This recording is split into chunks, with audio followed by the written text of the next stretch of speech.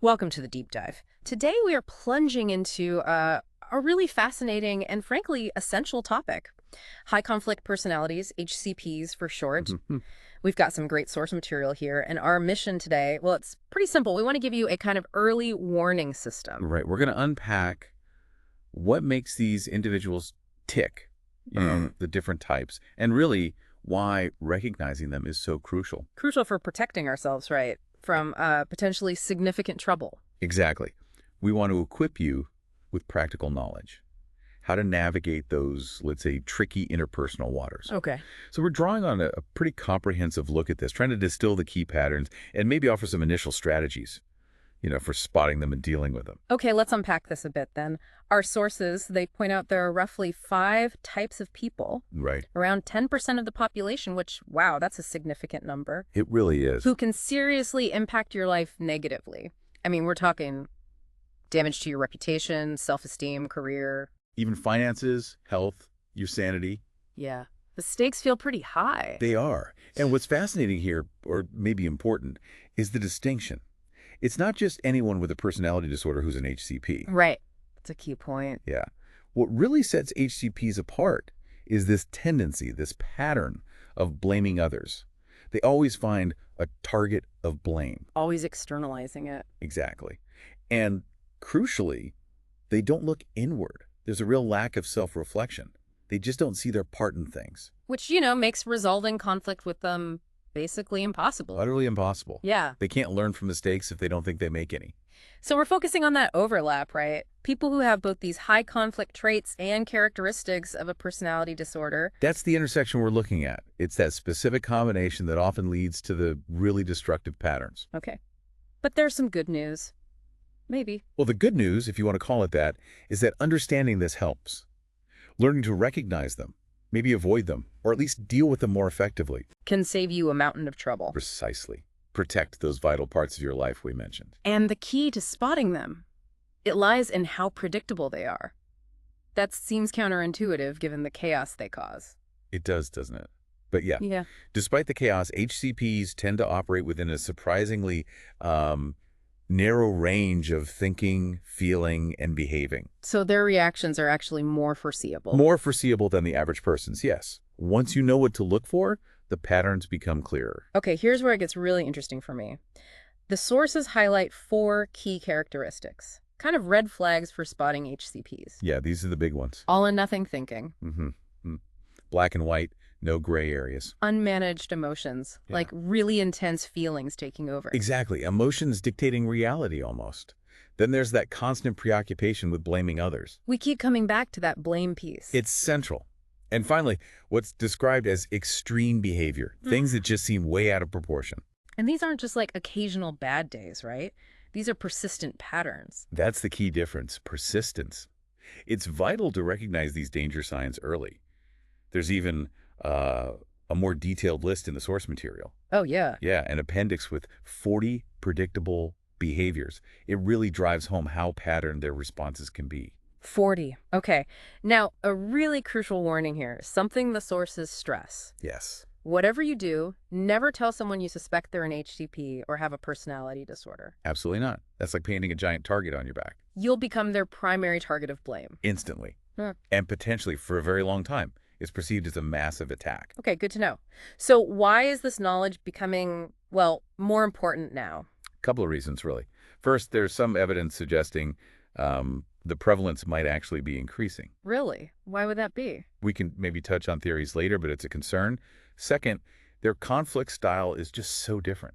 Your usual ways of sorting out disagreements, they just won't work. You need different tools. You absolutely need different tools, different approaches. And it's important to remember, I guess, that they aren't necessarily evil. Is that fair to say? That's a good point. Mhm. It's not about inherent evil. Often these conditions stem from a mix of genetics and environment. Childhood experiences like abuse, or maybe even, surprisingly, overindulgence. So you can have some compassion even while you're learning to protect yourself. Exactly. Understanding the why doesn't excuse the behavior, but it helps frame it. Okay, let's dive into the first type then. Narcissistic HCPs. Right. narcissists. Interestingly, studies suggest a bit of a gender difference here, around 62% male, 38% female. So more common in men, but definitely not exclusive. Not at all. And the spectrum is wide, right? From mildly annoying self-absorption We probably all know someone like that. to really destructive actions. Yeah. The high conflict narcissists, though, they're the ones we really need to watch out for. Because they actively target people. They do. They target and harm others, often with this stunning lack of awareness about the impact. It's all about maintaining that sense of superiority, deflecting any blame. And their tactics can be nasty. Very damaging. Spreading rumors, sabotage at work, lawsuits, even destroying property in some cases. Wow. Which explains why the sources say you should never publicly humiliate a narcissist, right? Even if they did it to you first. Precisely. The retaliation can be strong, calculated. It might not even be immediate. It could come later when you least expect it. Okay, to make this more concrete, let's look at Lance Armstrong. Now, he wasn't formally diagnosed, but lots of commentators suggested narcissistic traits. Right. A psychotherapist, Joseph Burgo, pointed out Armstrong's apparent winners and losers mentality. Everything was about proving he was a winner, avoiding being seen as a loser at all costs. That's a core narcissistic dynamic. And wasn't there something about attacking the messenger? Yeah, journalist Elizabeth Vargas interviewed Betsy Andre, wife of a former teammate, who said Armstrong always attacked the person criticizing him, not the criticism itself. Deflection. Pure deflection. Vargas also noted Armstrong admitted to ruining the lives of people who told the truth about his doping. That willingness to destroy others to protect the self-image. That's chilling. And it really ties into this tool the sources mentioned, the 90% rule. Yes, the 90% rule. It's a great reality check. So the question is, would 90% of people you know react in these extreme ways? Exactly. Like Yeah. saying, you're not worth the chair you're sitting on just because someone criticized you honestly. Or laughing at mass deaths, Well, or deliberately ruining lives and admitting it. Or those savage responses to tiny requests. Most people, 90% or more, just wouldn't do that. It helps you gauge the extremity. It's a stark contrast. Okay, so if we recognize some of these traits, how do we actually interact with narcissistic HCPs? What are the strategies? Well, the advice is pretty clear. Don't get drawn in. Avoid trying to prove them wrong. Don't point out lies. Definitely don't use put-downs, no matter how tempting it feels. So rise above it? Essentially, yes. Stay calm, be non-reactive, disengage from the conversation as quickly and smoothly as you can. Don't feed the beast, so to speak. Okay. There was another strategy mentioned about turning demands into choices. Oh yeah, that's an interesting one. It can make them feel a bit more empowered, maybe respected, which can sometimes de-escalate things. Like the example. They barge in demanding your time. Right. Instead of just saying no, you could say something like, look, I can give you 5 minutes right now. Or if we schedule it next week, I can give you an hour. It's up to you. So you set boundaries, but offer a choice within those boundaries. Exactly. It limits their disruption while still, acknowledging them. But sometimes managing isn't enough. That's crucial too. Sometimes the best course, maybe the only healthy course, is to end the relationship. Even though that can be tricky with narcissists, right? They're sensitive to rejection. Very sensitive. So if you do need to break away, it has to be done carefully, strategically, not impulsively. Okay. And what about praise? Can that help? Cautiously. Moderate praise for actual actions, things they've genuinely done, can sometimes slow down an angry outburst. But it has to be genuine and specific. Otherwise, they get suspicious. Yeah, they might see it as manipulation and get even more hostile. So tread carefully with praise. The bottom line really is early identification. That's key to avoiding them, or at least managing interactions better. Got it. Okay, moving on. The second type, borderline HCPs. Right, borderline. Here, the gender distribution is much closer. NIH study suggests 53% female, 47% male. So pretty much even, which might surprise some people who think of BPD as mainly affecting women. Yeah, that's an older stereotype. A significant trait here is this intense preoccupation with revenge and vindication. Revenge. How does that manifest? Often through lawsuits against their targets of blame, usually for perceived abandonment or betrayal. They can feel slights very, very deeply. And they try to turn others against their targets. Yes, that's common too. Persuading friends, family, colleagues to take their side, which can leave the target feeling really isolated. That sounds incredibly difficult. Are there subtypes mentioned? Yeah, the sources talk about unconventional and conventional borderlines. The unconventional ones might look successful on the outside. High functioning, maybe? Sort of. But their close relationships can be really volatile. mood swings, intense anger, often hidden from casual view, but very present for those close to them. Rages over seemingly small things. Okay. We have an example here, Kara and Tom. Yes. The whirlwind romance. Engaged and married within 2 months, apparently at Kara's insistence. That speed itself is a bit of a warning sign, isn't it? Not enough time to really know someone. Definitely a potential red flag. Then the blaming started after their child was born. Eventually, Kara kicks Tom out, makes false allegations, gets a restraining order. Wow. Based on lies. Based on lies, yeah. This whole scenario screams the 90% rule again, doesn't it? Would 90% of people treat someone like that? No way. It also sounds like that splitting pattern you hear about with BPD. Classic splitting. People are either all good, idealized, or all bad, devalued. No middle ground. Kara saw Tom as perfect, then suddenly irredeemably bad. And the sources say there were plenty of warning signs within that first year. Plenty. Which leads to the advice on avoidance. Start relationships cautiously. Don't get pressured. Exactly. Resist being rushed. And also, avoid that trap of overcaring.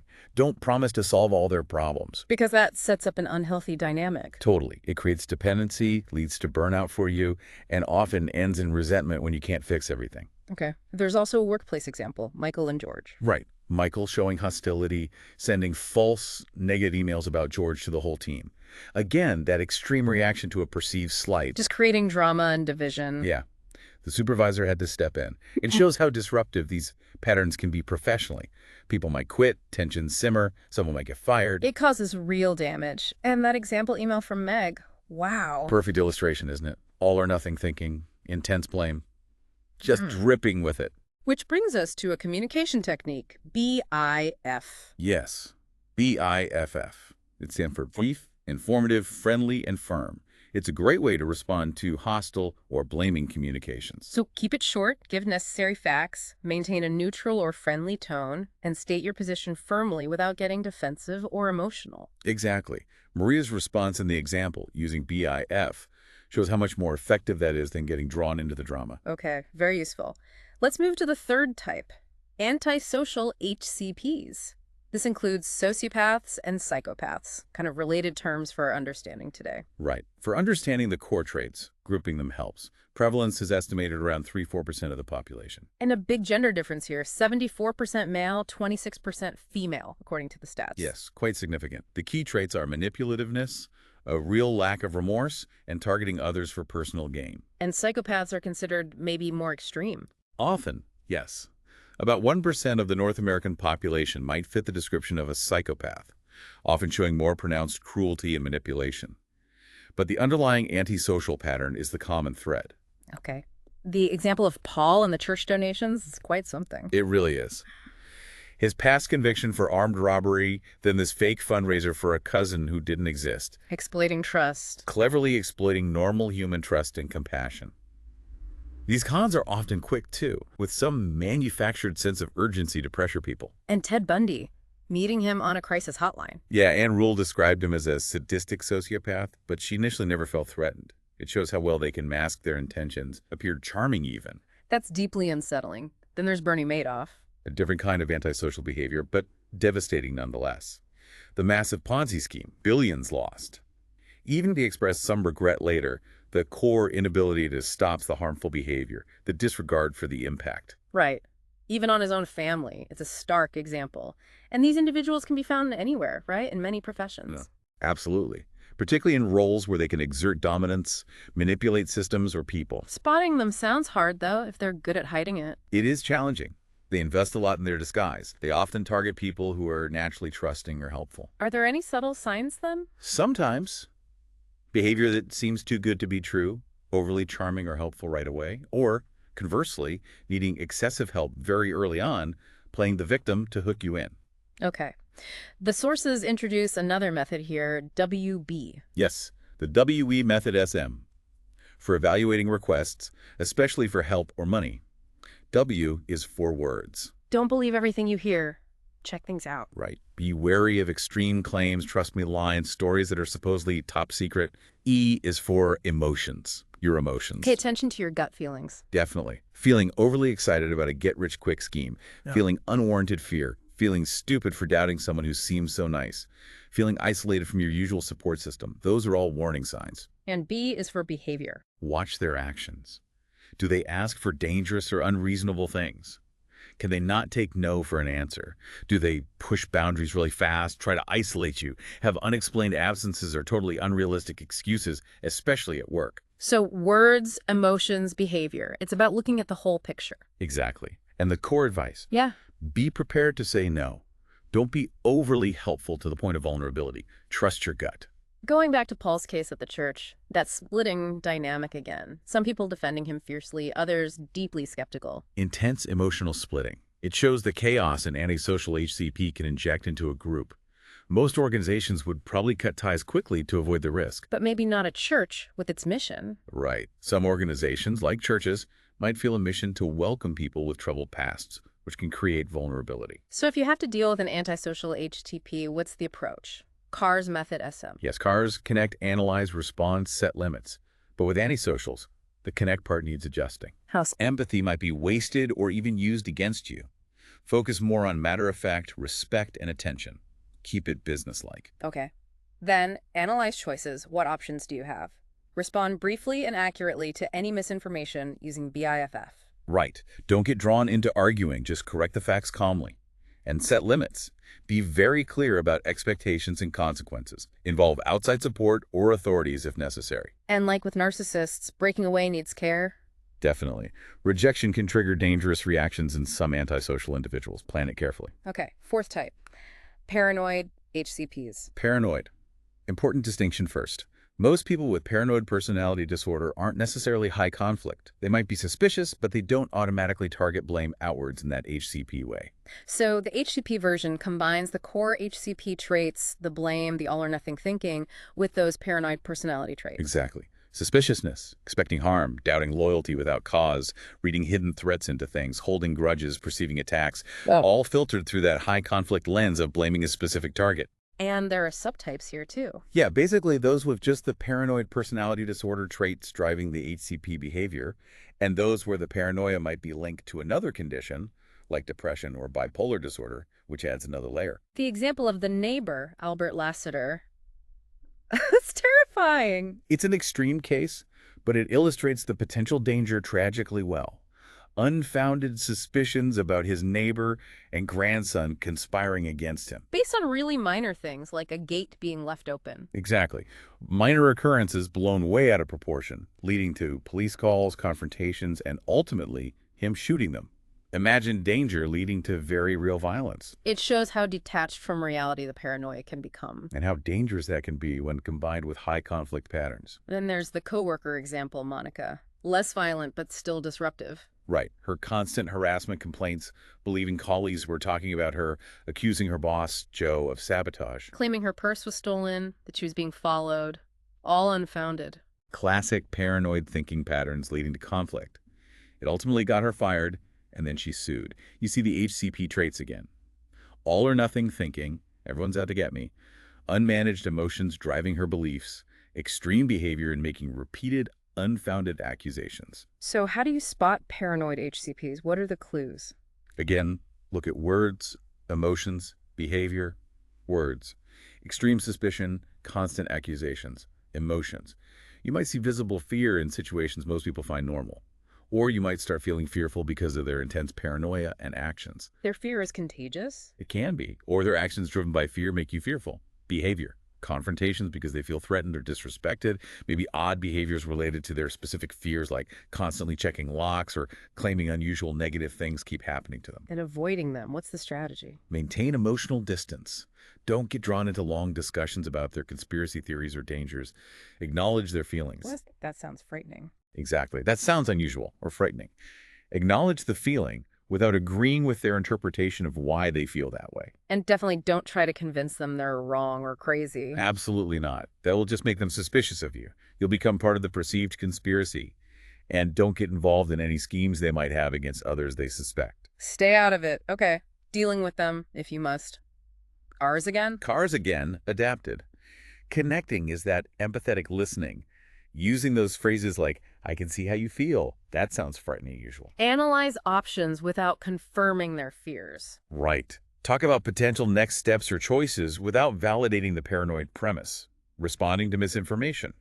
Briefly offer an alternative perspective, maybe using BIF, but don't push it if they resist. And setting limits. Focus on external rules, policies, objective facts. Avoid making it personal criticism of their paranoia, like how Joe handled Monica's termination, recommending HR give a neutral, positive reason, rather than saying you're fired because you're paranoid and disruptive. Makes sense. Avoid fueling the fire. Okay, finally, the fifth type. Histrionic HCPs.